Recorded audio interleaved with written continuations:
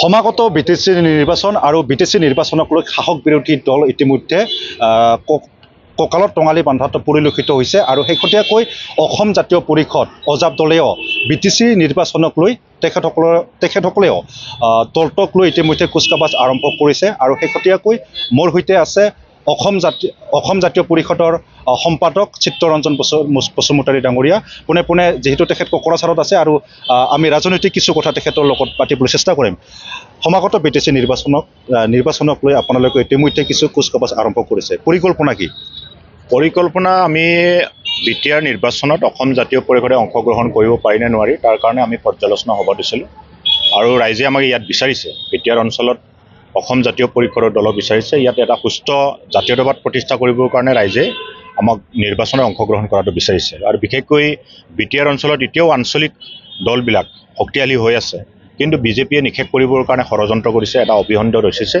এতিয়া যি জাতীয়তাবাদ ইয়াত চলি আছিল বড়ো জাতীয়তাবাদ, এইটো নিষেধ কৰিবৰ কাৰণে ডিভাইড এণ্ড ৰুল পলিচি লৈছে বিজেপিয়ে আৰু বড়ো জাতীয়তাবাদটো বিভক্ত কৰি তেওঁলোকে এতিয়া নিজেই বিটিআৰৰ শাসনটো তেওঁলোকৰ হাতত লৈ যাব বিচাৰিছে আৰু এটাই লক্ষ্য তেওঁলোকৰ শাসন কৰিবলৈ কাৰণে, এটাই লক্ষ্য তেওঁলোকে শোষণ আৰু লুণ্ঠন কৰিব, বিশেষ একো কথা নাই। কাৰণ আজি বিটিআৰ গঠন হোৱাৰ পাছত ইয়াৰ ৰাইজে যেনেকৈ আশা আকাংক্ষা কৰিছিল বা যিটো ইয়াত ৰাইজৰ যি অধিকাৰ বা ৰাইজৰ যিটো বিষয় যিবিলাক উন্নতি কৰিব লাগিছিল, সেই উন্নতিৰ ক্ষেত্ৰত তেওঁলোকৰ সদায় বিটিআৰক হেন চকুৰে চাইছে। বিজেপি ক্ষীৰতী গায়ৰ নিচিনা ব্যৱহাৰ কৰিবলৈ বিচাৰিছে, কেৱল তেওঁলোকে লুণ্ঠন আৰু শোষণ কৰিব বিচাৰিছে।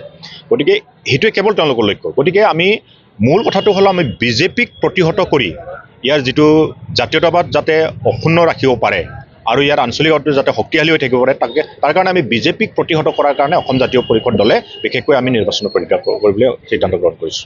যিহেতু আপোনালোকে ইয়াত জাতীয়তাবাদ প্ৰতিষ্ঠা কৰাৰ লক্ষ্য লৈছে, ইয়াত BPF আছে, UPPL আছে। UPPL যিহেতু বিজেপিৰ লগত এলায়েন্সত আছে, গতিকে তেখেতসকলক কি আহ্বান জনাব এই ক্ষেত্ৰত? UPPLটো এতিয়া এনেকুৱা হৈ গ'ল বিজেপি নিৰ্দেশত চলা এটা দল। বিজেপিয়ে যি মন যায় তাকে কৰে, কাৰণ বড়ো জাতীয়তাবাদী ইমান শক্তিশালী আছিল, আজি বিভক্ত হোৱাৰ পাছত দুৰ্বল হৈ গ'ল। এতিয়া প্ৰমোদ বড়ো ডাঙৰীয়া বা UPPLে তেওঁলোকে নিজাভাৱে সিদ্ধান্ত একো ল'ব নোৱাৰে। তেওঁলোকে যিখিনি তেওঁলোকে শাসনত থকা স্বত্তেও, তেওঁলোকে বিজেপিৰ লগত শাসনত থকা স্বত্তেও তেওঁলোকে যেনেকৈ বড়ো জনগোষ্ঠীটোৰ উত্তৰণৰ কাৰণে যিবিলাক কাম কৰিব লাগিছিল বা বিটিআৰ অঞ্চলত বসবাস কৰা জনসাধাৰণৰ যেনেকৈ নিৰাপত্তা দিব লাগিছিল, যেনেকৈ সুৰক্ষিত কৰিব লাগিছিল বা আন কামবিলাক কৰিব লাগিছিল, সেইবিলাক কাম একো কৰিব পৰা নাই। কাৰণ এতিয়া তেওঁলোকক বিজেপিয়ে বিভক্ত কৰি তেওঁলোকক ব্যৱহাৰ কৰি কেৱল ইয়াত থকা জনসাধাৰণক বঞ্চিত কৰি এতিয়া যিবিলাক আঁচনি আহে তেওঁলোকে ক্ষীৰতী গায়ৰ নিচিনা ব্যৱহাৰ কৰিবলৈ বিচাৰিছে, তেওঁলোকে শোষণ কৰিব বিচাৰে আৰু তেওঁলোকৰ এজেণ্ট ভৰাই এইবিলাক লুণ্ঠন কৰা অভিসন্ধি ৰচি আছে। কাৰণ এতিয়া ইয়াত যিমান ঠিকা টুকুলি পায় সেইটো বিটিআৰ অঞ্চলৰ ৰাইজে নাপায়, বিটিআৰ অঞ্চলৰ ঠিকাদাৰসকল নাপায়, বিটিআৰ অঞ্চলৰ জনসাধাৰণে নাপায়, সেইটো পায় বাহিৰাগত ব্যক্তিসকলে। ডাঙৰ ডাঙৰ যিবিলাক পেকেজ আছে, ডাঙৰ পেকেজবিলাক কেৱল বাহিৰাগত মানুহে তেওঁলোকে লুণ্ঠন কৰে। আৰু বিশেষকৈ বিজেপিয়ে ইয়াতে বিভিন্ন জেগাত আদানী বা ৰামদেৱ তেওঁলোকক ইয়াত ভূমি দি পেলাই তেওঁলোকে ইয়াত মানে অলৰেডি তেওঁলোকে গোটেই বিটিআৰ অঞ্চলত তেওঁলোকে শোষণ আৰু লুণ্ঠনৰ আৰম্ভ কৰিছে। গতিকে মূল কথাটো তেওঁলোকে বিজেপিত থাকিলেও তেওঁলোকে কোনো ধৰণৰ এটা ছাফোকেশ্যনত আছে। মই ভাবোঁ প্ৰমোদ বড়ো ইমান শক্তিশালী নেতা আছিল আমাৰ কাৰণে যে সকলো অসমতে গ্ৰহণ কৰিছিল শক্তিশালী নেতা বুলি, কিন্তু বিজেপি আগ্ৰাসনত বিজেপিয়ে যিটো ডিভাইড এণ্ড ৰুল পলিচি কৰাৰ পাছত তেওঁলোকে শক্তিশালী নহয়, দুৰ্বল স্থিতি গ্ৰহণ কৰিবলগীয়া হয়। কোনো ধৰণৰ তেওঁলোকে নিজৰ শাসনটোক যেনেকৈ যিটো সপোন চাইছিল উপেন্দ্ৰনাথ ব্ৰহ্ম ডাঙৰীয়াই, সকলো বড়ো জনগোষ্ঠী বা বড়ো জনগোষ্ঠীৰ লগত বসবাস কৰা আন জনগোষ্ঠীবিলাক লিভ এণ্ড লেট লিভ বুলি কৈছিল, সেই সপোনটো এতিয়া সাকাৰ হোৱা নাই। কেৱল দমন আৰু প্ৰলোভন আৰু বিভাজনত এতিয়া জৰ্জৰিত বিটিআৰ অঞ্চল। গতিকে মই ভাবোঁ যে UPPLে বিজেপিৰ লগত আছে, কিন্তু সুখী নহয়, তেওঁলোকে ছাফোকেশ্যনত আছে। মই ভাবোঁ সেইকাৰণে মূল কথাটো হ'ল, আমাৰ কথাটো হ'ল বিজেপিক প্ৰতিহত কৰিব লাগে। সেই লক্ষ্যৰে আমি অসম জাতীয় পৰিষদে আগবাঢ়ি আহিছোঁ। সেইকাৰণে যিবিলাক আঞ্চলিকতাবাদৰ বিশ্বাসী এই জনসাধাৰণে আমাকো বিচাৰিছে, গতিকে বিজেপিক প্ৰতিহত কৰাৰ আমি মূল লক্ষ্য লৈছোঁ, যাতে বড়ো জাতীয়তাবাদ নিষেধ নকৰে, এটা নিষেধ কৰিবৰ কাৰণে যিটো ষড়যন্ত্ৰ কৰে তাত যাতে আমি প্ৰতিৰোধ কৰিব পাৰোঁ তাৰ ব্যৱস্থা আমি ল'ব। প্ৰমোদ বড়োক আহ্বান জনাব নেকি যে তেখেতে বিজেপিৰ পৰা ওলাই আহি এটা শক্তিশালী জাতীয়তাবাদ প্ৰতিষ্ঠা কৰাৰ ক্ষেত্ৰত তেখেতক আহ্বান জনাব নেকি? নিশ্চিতভাৱে আমি আহ্বান জনাম। বিজেপি নিচিনা আগ্ৰাহী দল যিটো বড়ো জাতীয়তাবাদটো নিষেধ কৰিবৰ কাৰণে ষড়যন্ত্ৰ কৰিছে, অভিসন্ধি ৰচিছে, তাৰ পৰা মুক্ত হ'বলৈ নিশ্চয় ওলাই আহিব লাগিব। আৰু কিন্তু তেওঁলোকে ওলাই আহিবলৈ কাৰণে এতিয়া ইমান জালত ভৰি দি থৈছে, গতিকে ওলাই আহিব নোৱাৰে। কাৰণ সেই জালৰ পৰা ওলাবলৈ হ'লে তেওঁলোকে বিজেপিৰ পৰা মুক্ত হ'ব লাগিব প্ৰথম। আপোনালোকে চেষ্টা চলাব নেকি যে তেখেতক বিজেপিৰ পৰা আমাৰ আহ্বান থাকিব যে আঞ্চলিক শক্তিবিলাকে একত্ৰিত হৈ বিজেপিৰ বিৰুদ্ধে যুঁজিব লাগে।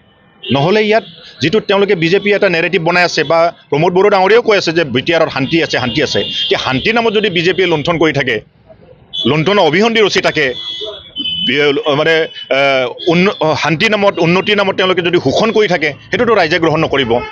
যেতিয়া ৰাইজে সেইটো অতিষ্ঠ হ'ব তেতিয়া কিন্তু বিস্ফোৰণ হ'ব।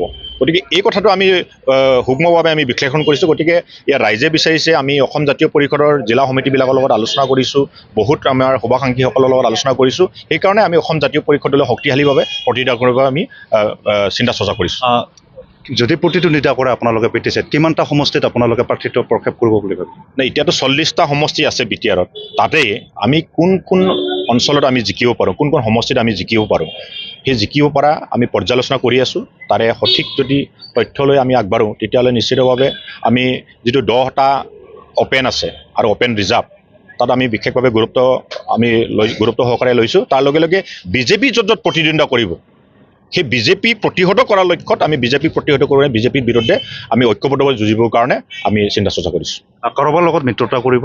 মিত্ৰতা আমি যিসকল বিজেপি বিৰোধী স্থিতি গ্ৰহণ কৰিব তেওঁলোকৰ লগত আমি মিত্ৰতা যদি সম্ভৱ হয় আমি কৰিম। আমি সকলোকে আহ্বান জনাইছোঁ যে ঐক্যবদ্ধভাৱে বিজেপি প্ৰতিহত। ইয়াত যদি চাব যোৱা যায়, ইয়াত যদি বিৰোধী বুলি ক'লে BPF আছে, তাৰপিছত নৱকুমাৰ শৰণীয়াৰ GSP, ইতিমধ্যে BPF আৰু GSP একত্ৰিত হৈছে বা একত্ৰিত হৈ তেখেতসকলে নিৰ্বাচনত অৱতীৰ্ণ হ'ব। গতিকে তেখেতসকলৰ লগতো কিবা আলোচনা কৰিব নেকি আপোনালোকে? নিশ্চিত আলোচনা দুৱাৰ আমাৰ খোলা থাকিব বা তেওঁলোকতো আমি আলোচনা কৰিবলৈ চেষ্টা কৰিম, কিন্তু বিজেপি বিৰোধী স্থিতি গ্ৰহণ কৰিব নোৱাৰোঁ। আমি বিজেপি বিৰোধী স্থিতি গ্ৰহণ কৰিব বিচাৰিছোঁ, কাৰণ বড়ো জাতীয়তাবাদ শক্তিশালী হৈ থকাটো আমি বিচাৰোঁ। তাৰ সমান্তৰালভাৱে ইয়াত বসবাস কৰা যিবিলাক জনগোষ্ঠী, যিবিলাক আঞ্চলিকতাবাদত বিশ্বাসী, তেওঁলোকক একত্ৰিত কৰি আমি এই বিটিআৰক যাতে আমি আগুৱাই লৈ যাব পাৰোঁ। বিটিআৰ যিটো সপোন যে এই বিটিআৰ অঞ্চলত যে উন্নতি হ'ব লাগে, বিটিআৰৰ জনসাধাৰণে ন্যায় পাব লাগে, ইয়াত আন জনগোষ্ঠীসকলে সুৰক্ষিত হ'ব লাগে, ন্যায় পাব লাগে, এই কথাটোতে আমি মনোযোগ দিছোঁ। গতিকে সেইকাৰণে আমি ভাবোঁ যে যদি তেওঁলোকে বিজেপি বিৰোধী স্থিতি লয় নিশ্চিতভাৱে আমি একেলগে আগবাঢ়ি পাৰিম। আজি যিহেতু পৰ্যালোচনা বৈঠক অনুষ্ঠিত হ'ল, কি বিষয়সমূহ আচলতে ইয়াত আলোচনা কৰা হ'ল? আজি আমি জিলাবিলাক সাংগঠনিক বিস্তাৰৰ কাম আমি হাতত লৈছোঁ। তাৰ লগে লগে যিবিলাকে আমাৰ লগত আহি পেলাই বিজেপি বিৰোধী স্থিতি গ্ৰহণ কৰি যুঁজিব বিচাৰিছে তেওঁলোকক আমি কেনেকৈ আমি কেণ্ডিডেট নিৰ্বাচিত কৰিম, প্ৰাৰ্থী আমি কেনেকৈ আগবঢ়াম, আৰু ক'ত খেলিম, ক'ত আমাৰ স্থিতি সবল হ'ব, আৰু কেনেধৰণৰ মানুহক আমি এপ্ৰ'চ কৰিম বা কি ইছ্যু লৈ আমি আগবাঢ়িম, এই গোটেই কথাবিলাক লৈ আমি চিন্তা চৰ্চা কৰিম। এপছুৰ লগতো আপোনালোকে আলোচনা কৰিব নেকি?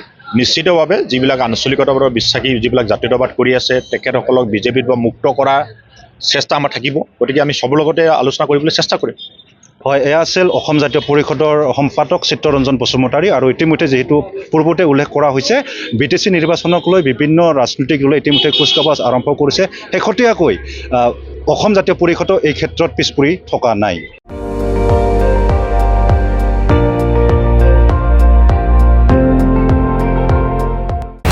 আপুনি চাই আছে ND24, সৰ্বশ্ৰেষ্ঠ নহয় সৰ্বোত্তমৰ দৌৰ।